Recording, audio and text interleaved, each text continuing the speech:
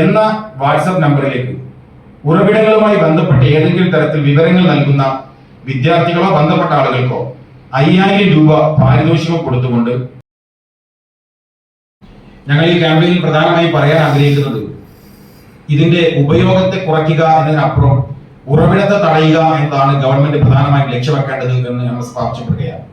ഇതിന്റെ ഉറവിടങ്ങളെ കണ്ടെത്താനും ആ ഉറവിടങ്ങളെ റദ്ദു ചെയ്യപ്പെടാനും സാധ്യമാകേണ്ടതുണ്ട്.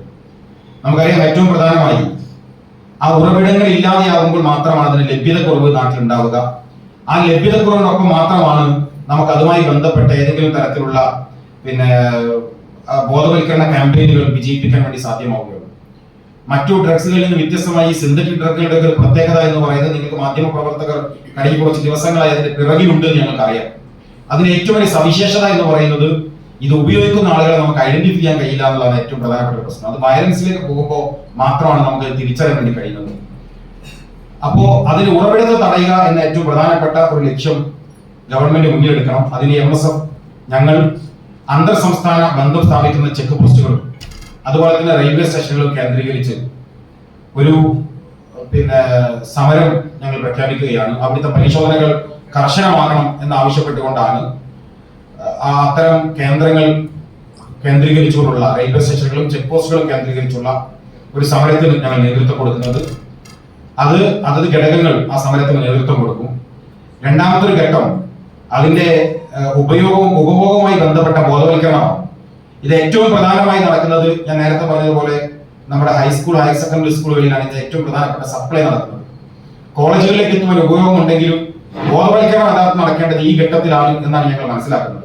കഴിഞ്ഞ വർഷം ഞങ്ങൾ ആരംഭിച്ച ക്യാമ്പയിൻ ഇത്തവണ ഒന്നുകൂടി വിപുലമായി നടത്താൻ ഞങ്ങൾ ആഗ്രഹിക്കുന്നു.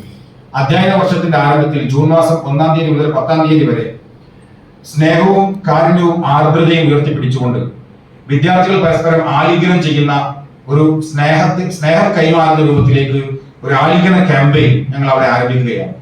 അതോടൊപ്പം തന്നെ അവിടെ ക്യാമ്പസ് ആ സ്കൂളുകൾ കേന്ദ്രീകരിച്ച അവിടുത്തെ പ്രധാന അധ്യാപകർ, പോലീസ് ഉദ്യോഗസ്ഥന്മാർ, എക്സൈസ് ഇവരെയൊക്കെ കൂട്ടിച്ചേർത്ത് അതിനെതിരെ ബോധവൽക്കരണ ക്യാമ്പയിനും അതത് സ്കൂളുകൾ കേന്ദ്രീകരിച്ച് നടത്താൻ ഞങ്ങൾ തീരുമാനിക്കും.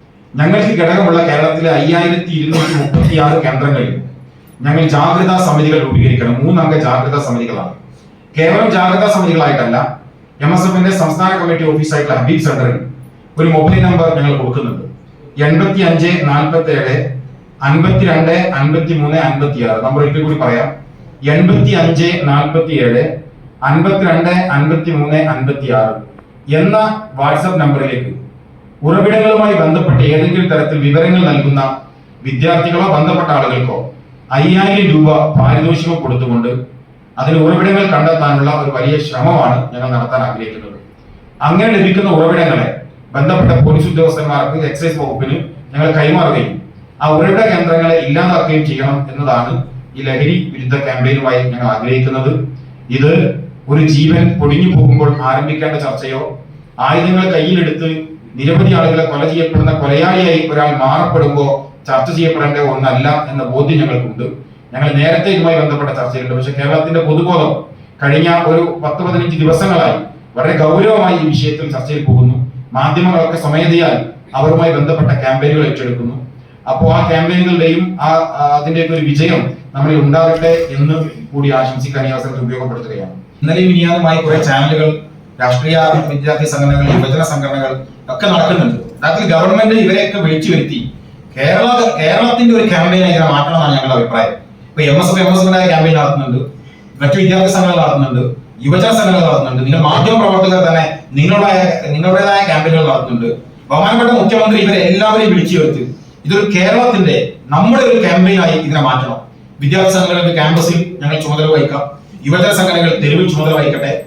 അതുപോലെ തന്നെ മാധ്യമങ്ങൾ പൊതുവായി നിങ്ങളുടെ ദൃശ്യമാധ്യമങ്ങളിലൂടെ നിങ്ങൾക്ക് നൽകാവുന്ന സന്ദേശങ്ങൾ നൽകട്ടെ. സിനിമാ പ്രവർത്തകന്മാരെ ഇതിൽ ഉൾപ്പെടുത്തി വയലൻസ് ഉള്ള സിനിമകൾ നമ്മൾ പ്രോത്സാഹിപ്പിക്കാതിരിക്കാനുള്ള മൂവ്മെന്റുകൾ ഉണ്ടാകണം. നമുക്ക് അടുത്ത കാലത്തായി കേരളത്തിന്റെ സ്റ്റേജുകളിൽ വന്നിട്ടുള്ള റാപ്പ് സോങ്ങർമാരെ ഞാൻ എല്ലാവരെയും കുറ്റപ്പെടുത്തല്ല, അതിൽ പല റാപ്പ് സോങ്ങർമാരെ നൽകുന്ന സന്ദേശം എന്ന് പറയുന്നത് വയലൻസും ഏറ്റുമുട്ടലുകളും ഇത്തരത്തിൽ ലഹരികളുമാണ് എന്ന അഭിപ്രായം ഞങ്ങൾക്കുണ്ട്.